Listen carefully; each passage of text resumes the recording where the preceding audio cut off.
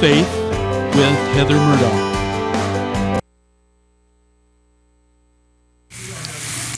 Welcome back to Love, Hope, and Faith, and I'm here with Campo, who has written Pilgrims Progress in today's world and today's culture. No, today's world and today's language. In today's language, got it. Okay, got it. That's a mouthful. Yeah. And you can get the book for 99 cents right now. Right for now. a limited time? For a limited time. Okay, how long? Until I don't do it anymore. Okay. It's limited in some way. But anyway, if you go to Love, Hope, and Faith with Heather Murdock, that is the Facebook page, right? And go there, click on the link, and you'll get the special deal. And I highly recommend the book. It's really well written, really good. Sure. So yeah, and good job. And you can even get a few chapters free if you go on the Look Inside page on Amazon. Yeah. You can read a few chapters and see how you like it. And if you don't like it, well, there you go. There you go. All right. Okay. Tell us now what was the process of writing like? Well, I tried very hard to stay true to the original. Mm-hmm. I didn't want to start putting in my own philosophies or my own theology. So what I did is on each chapter, I took the Old English original version, plopped it up, and then I wrote something that paralleled it in modern language. Yeah, today's language. That's how I did it. Very good. And so what did you learn? You know, God, He calls us to ministry. We're all called to some ministry, right, as believers. He calls us to a ministry. And I have found in my own walk that, for an example, if I want to go volunteer somewhere like at a homeless shelter or something, I'm going to go bless somebody. Right. I'm the one who's blessed. Right. Okay? So I'm sure you had that experience writing it. So what was that like for you what did you learn? Well, I don't know. I learned to express certain things that I thought were very important, and it was exciting because I like it when I agreed with John Bunyan on things. Yeah. Uh-huh. And one of the things that I focused on is that, obeying God's commands isn't supposed to be a discipline. You do it out of love and gratitude for what Jesus has done for you. Yes. And Amen. all the pain He's had. So it's not a discipline, it's not a duty, it's a pleasure. And gratitude is just so much involved in why you should do things rather than because you should. I love it because it totally, in fact, I forgot to say this in my intro this morning for the first segment, but the Ephesians 2, 8 and 10, 8 through 10, talks about how, nothing that we can do can earn salvation. Exactly. But good works are a result of our love for Christ. Exactly. And that's what you're saying. Good Exactly. works, the good works, the things that we do, serving people, loving people, we don't do that to earn salvation. We do that out of our love and gratitude, like you're saying, for Jesus and what He's done for us. Well, I think one of the things that people have the hardest time getting their head around is grace. Yes. They cannot accept a free gift. They always feel they have to earn it or they have to pay something back. I struggle with that myself. And it's just not that way. And it frees you, it says the truth shall set you free, and the truth is you are free, and people put these burdens on themselves. Yeah. And it's out of pride because they always feel they always have to stick their nose, they have to have a part in it, when actually they have no part in it, and they have a hard time accepting that, especially in our culture, which is so performance-oriented. And yeah, exactly. And earlier my guest I had on, Mary Lisa, talking about eating disorders and things like that. That's totally performance-based. Yeah.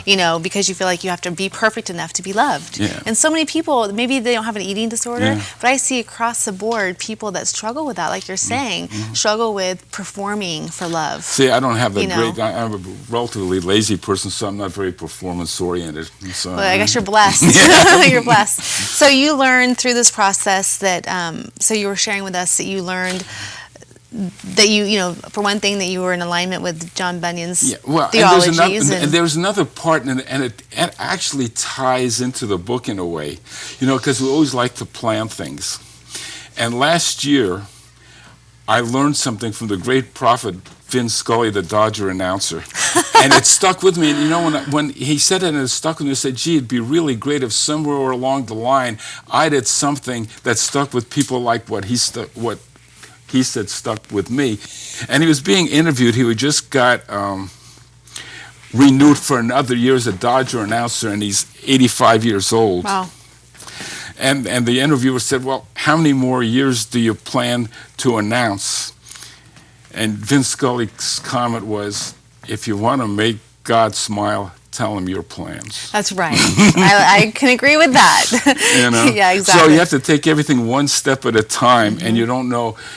And results, God's results are different than ours because His ways are different than ours. Exactly. And that's kind of the thing that I learned during this whole process. And so I have no idea what the results of this book are going to be. I'll probably never even know what happens that'll benefit others and what won't. No clue. Well, God knows. But the deal is God it's knows. very, it takes away a lot of anxiety. It does, and seriously, and for me, many people being results oriented in my life, it's such a blessing and such a freedom to be able to just do what you're called to do and leave the results in God's hands. See, because if there's no pressure. Well, see, if there's a result you want, Yeah. chances are it's a self-centered one. Exactly. So exactly. you can't go Very there. True. Yeah, absolutely, absolutely. Well, I have to ask you on a side note: are you a Dodgers fan?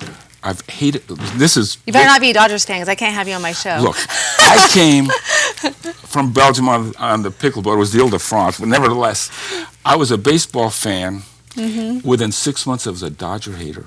Okay, good. No, we don't say hate, right? But we strongly dislike. No, but that's when I was a heathen. I spent my whole life rooting against the Dodgers, and one of my greatest prides is I went to 18 Dodger games at Dodger Stadium, and no matter who they played, they only won one. That was great. You're a good luck charm, I guess.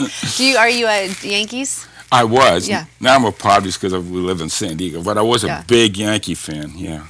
Well, good. So you, so getting back to what we're here for today. Yeah. So the book. So you, do you see another book in your future? Is this something you're going to continue doing? You know, that's up in the air. I would like to, but I don't want God smiling. So right now I'm at the point where we're promoting it because I have my daughter. I am blessed with 2 daughters with public relations degrees, so they're going to help me market it. But that's great. Right now, my focus is going to be on a blog I'm going to do, and it's going to take different parts of Pilgrims Progress and really focus on some of the controversial theology Good. or how the theology applies today, and make it just clear and kind of expand on that. And out of that, there might come a book. But right now, I'm thinking focus on this. Uh-huh. Yeah, exactly. So will you do speaking engagements and things like that as part of this promotional process? I certainly hope not. I'm kind of a monk. I like to sit and with my scroll. I'm not